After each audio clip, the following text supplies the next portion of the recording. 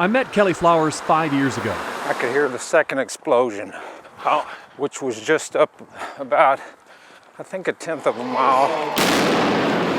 After he survived the Boston Marathon bombing. You had a pretty good idea that it was really bad because there was just a lot of blood everywhere.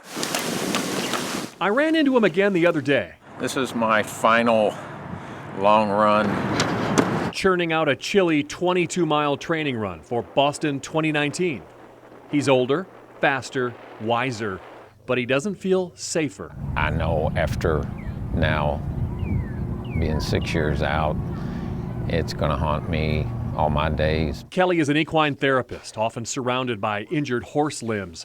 He was surrounded by human limbs on the ground when he eventually got to the finish area after the bombing. The images and what Boylston Street looked like that day, it was just something that beyond your wildest imagination you would never think you would see. Since the Boston bombing, Kelly Flowers has completed marathons all over the world.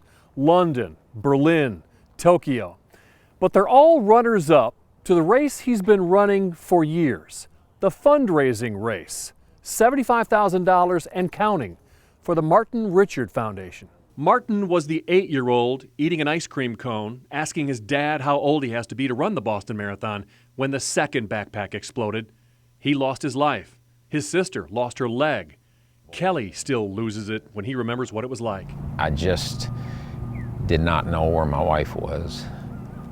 And it's still difficult for me to put myself back there, but it was 2 to 3 hours before I was able to meet back up with my wife. And that part was tough. But I could hardly get to the hotel, didn't know where else to go. And that was where I finally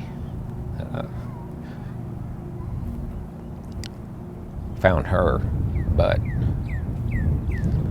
walking up to that room that day, knocking on the door, just didn't know she was going to be there. He has a photo with Martin Richard superimposed running alongside him.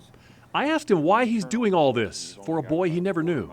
It hit me so hard because, you know, I had boys, and just the fact that he was so young and he even had an interest in running the Boston Marathon one day.